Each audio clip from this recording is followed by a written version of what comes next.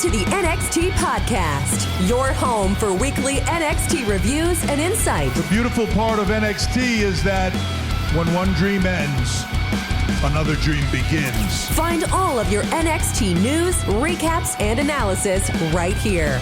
So with that being said, we only have one question for you. Are you ready? We thought so. Let's get the show started right now.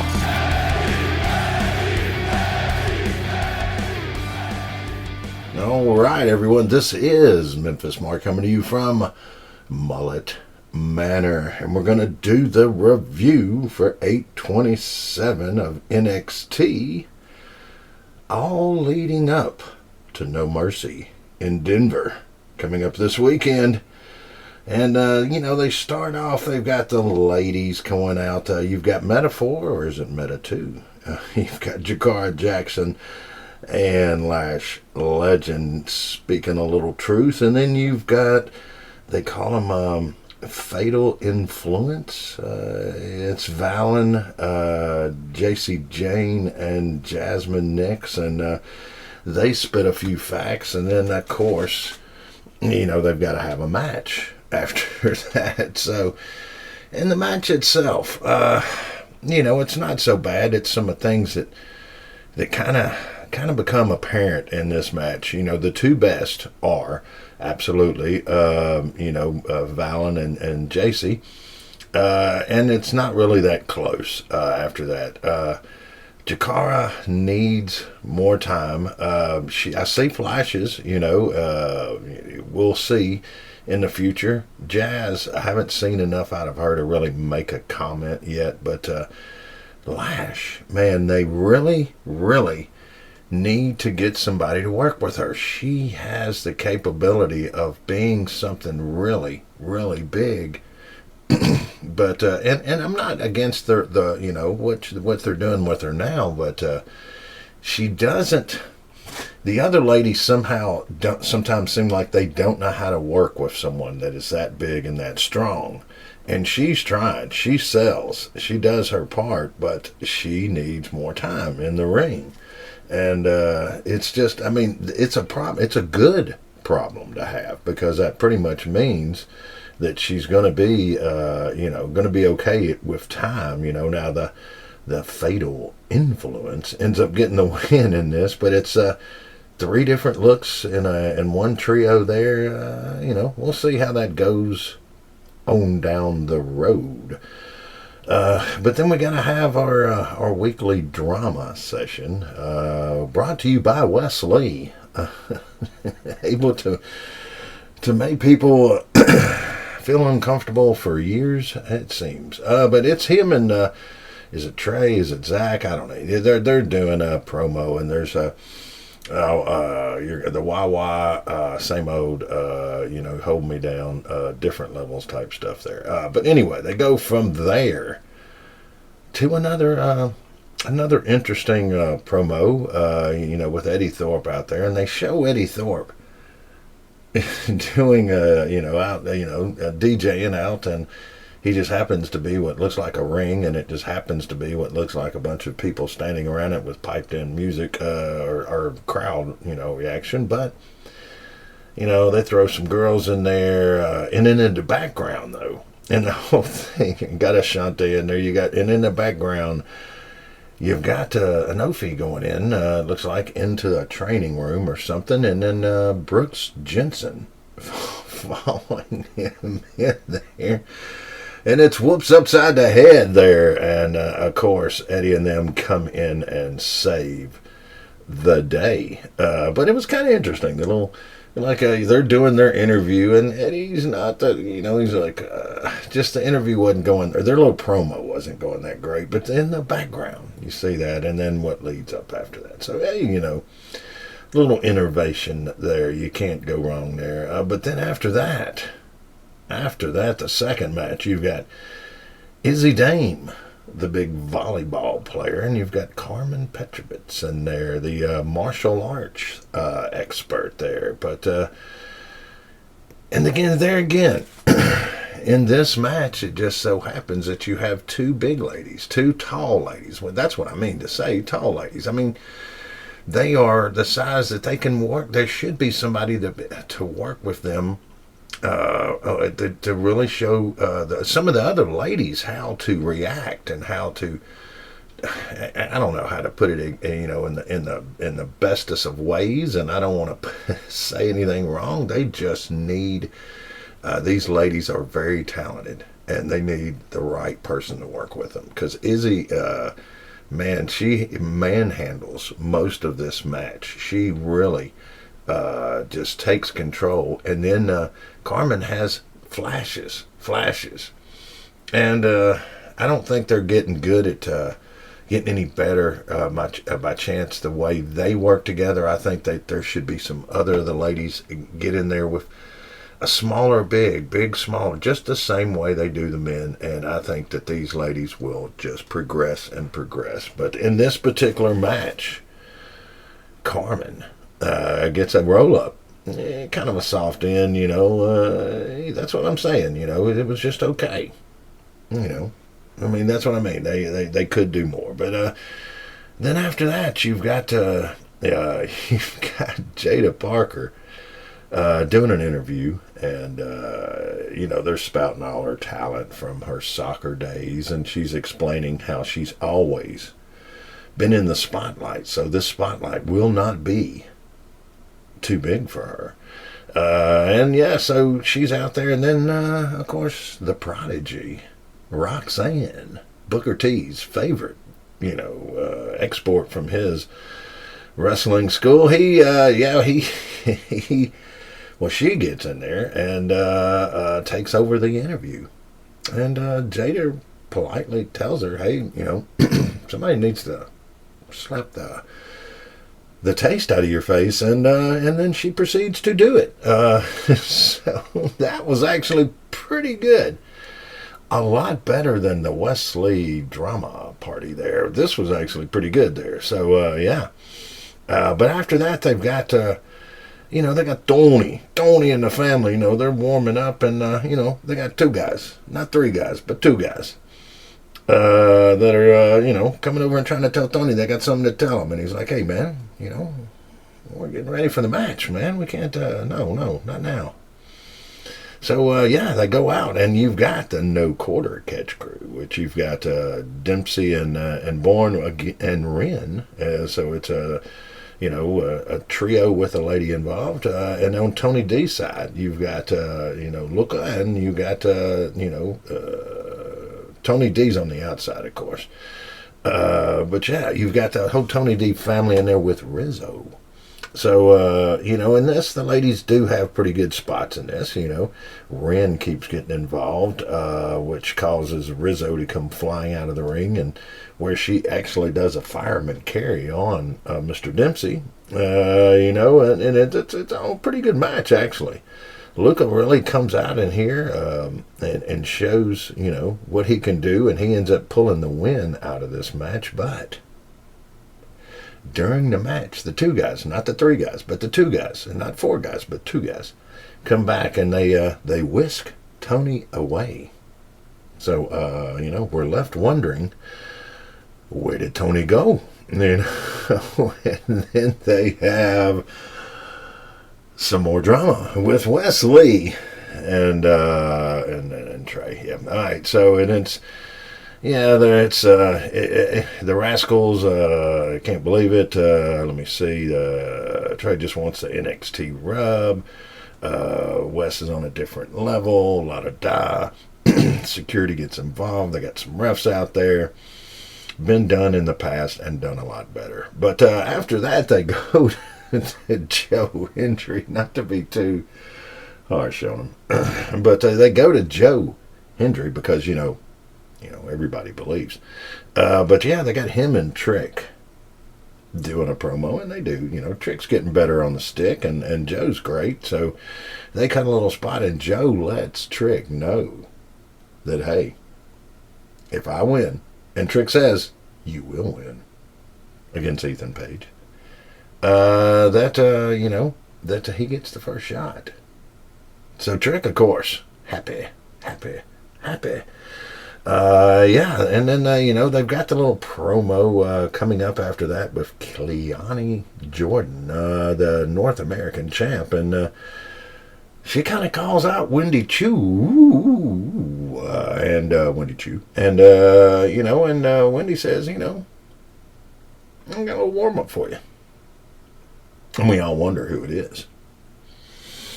Well, folks, it's Rosemary, another TNA talent coming over. And guys, let me tell you, did they waste the debut pretty much of on prime time there of Rosemary? I mean, she comes out, Miss Jordan. It is obvious in this particular match that Miss Jordan is very good at a scripted moves and set up, and she can make the things right, but on the fly. Somebody messes up and you got to turn it around, or maybe you see an opportunity to where you can do this, that, and the other.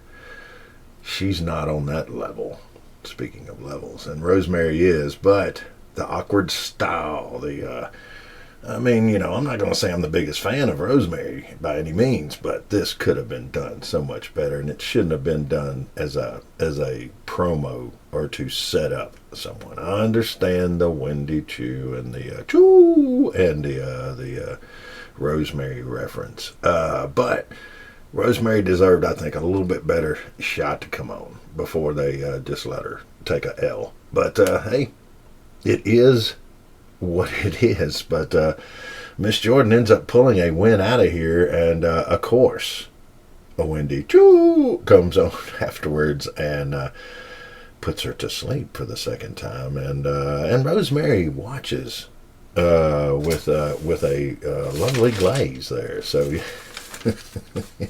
yeah, could have been so much better. But then they've got to bring Aura Mensa into the Meta 4 to make it a Meta 3. Just trying to get these numbers right since there is no Noam right now. So they bring Lexus King, and they start doing daddy talk again, and daddy this and daddy that, and then there's a fight. So we know where this is heading next week for sure. And then they have an interesting pep rally with Chase U, and they do the whole rah rah shish boom ba, and then there's a sad time.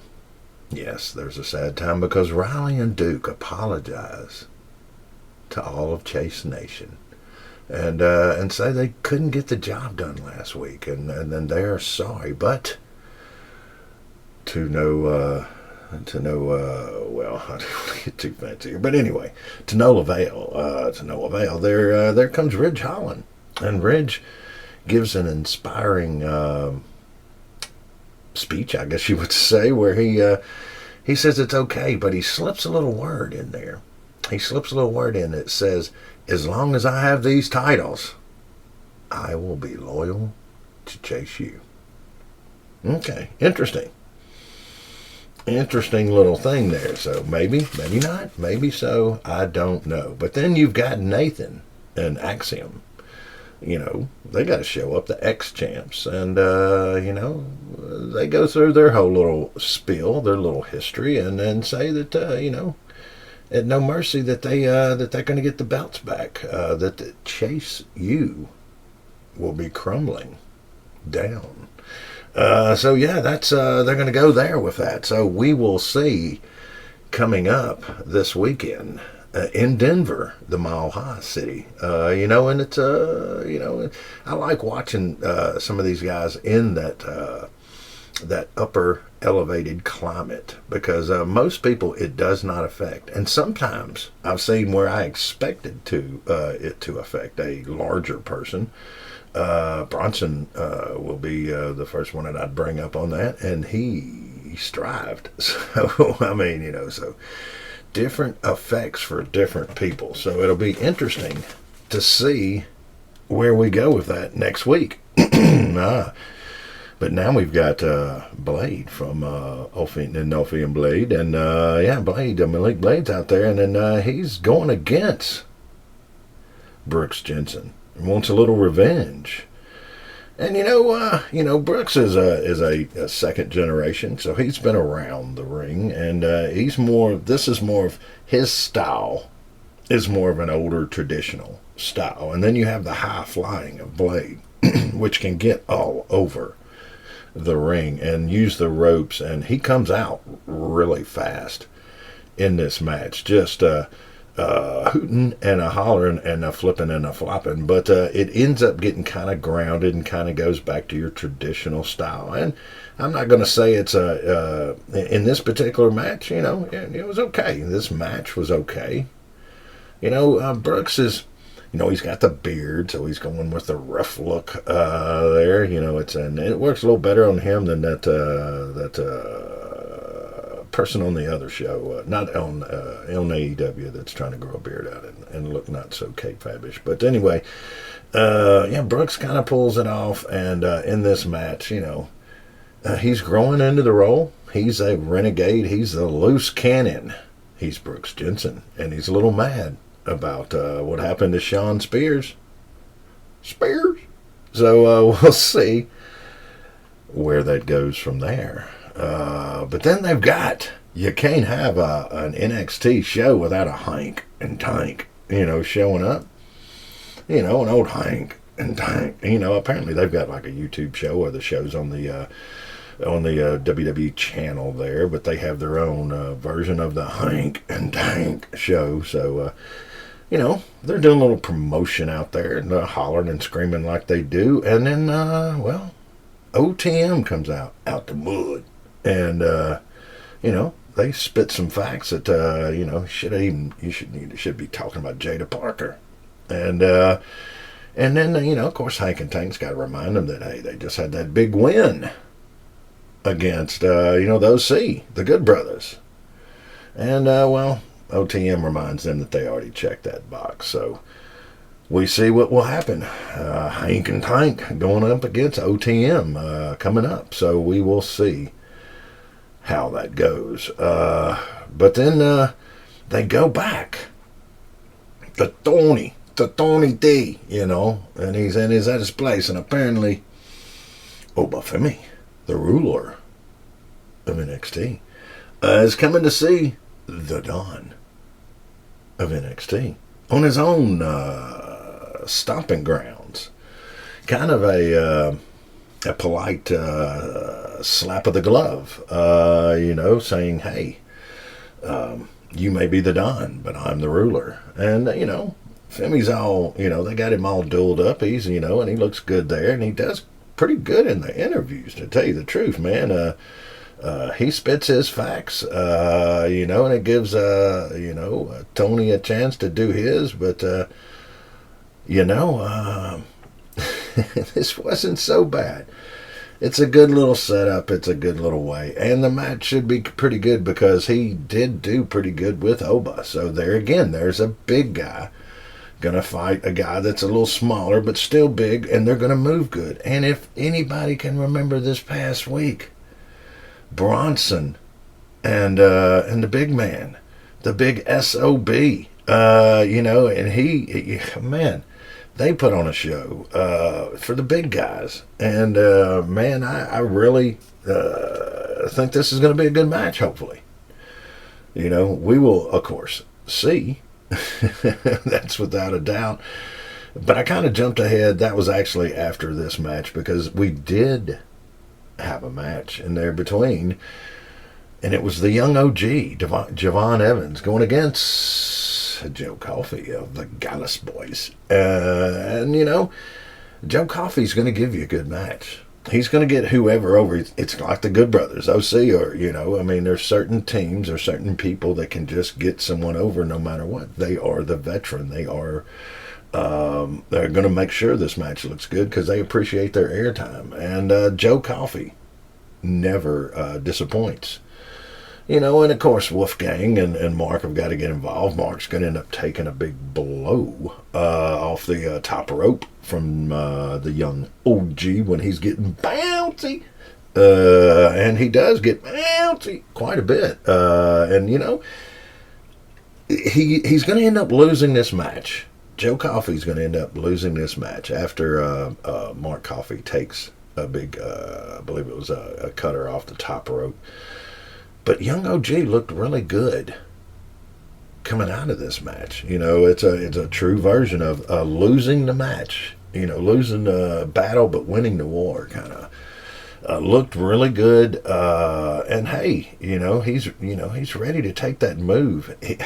Somebody just needs to feed that young man a few more sandwiches, or whatever. Get that man something to eat late at night so it stays on his ribs a little bit. I don't know, and just grow into his role is what he'll do. But hey, not so bad. But then we go to the concert. That's right. NXT. We're going to have a show. It's not Jeff Jarrett. It's not BG James. Nope. We're not going there. It's, I believe, it's Joe Hendry. The Scotsman's going to get in there. And earlier, Ava and EP were in a, because Ava is all wise and all knowing.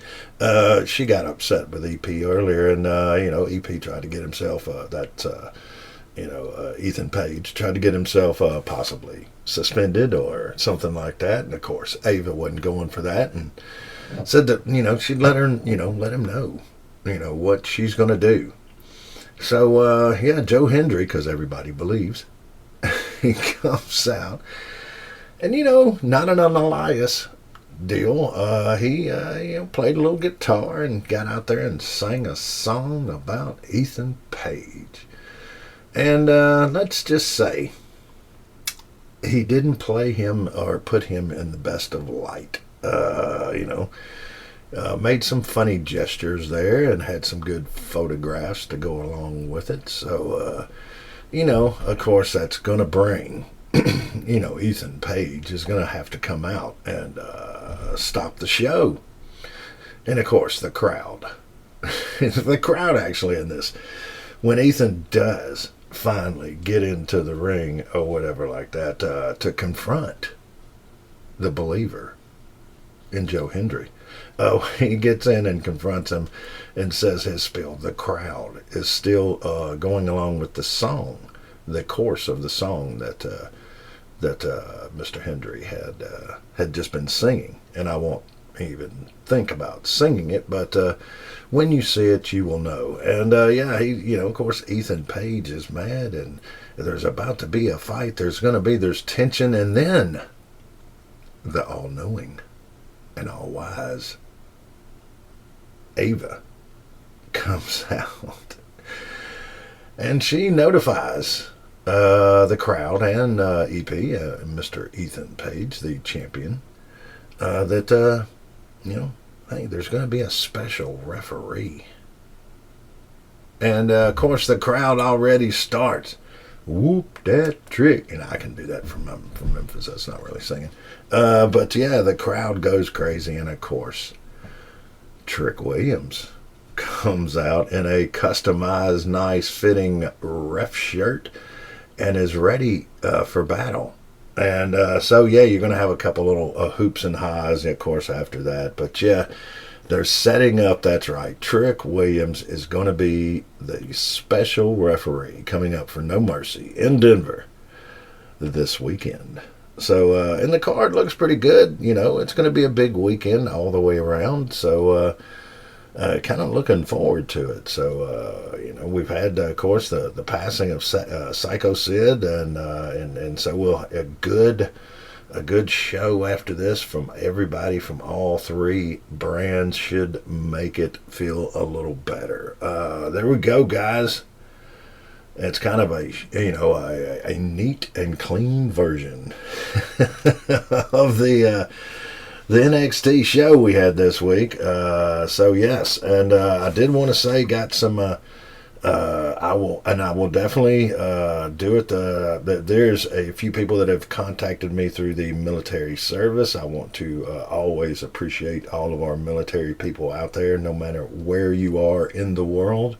And we appreciate you taking a few moments out of your day to listen. And of course, to everyone else that listens, we appreciate you also. And check out some of the other shows on our network, the WWE Podcast. All right, guys, I'm going to end it up here. This is Memphis Mark, and if you can, get out. Do something for a shelter while you can, when you can, wherever you can. And, of course, spay and neuter, as always.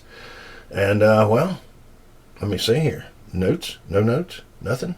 Have we got? We everything? We're good? We're everything? All right. All right, guys, this is Memphis Mark, and I'm out. Thanks for listening to the WWE Podcast. Don't forget to subscribe on your favorite podcast app so you don't miss a show, or head to WWEpodcast.com. And for all of these shows ad-free, head over to patreon.com/WWE Podcast. Until then, we'll see you next time.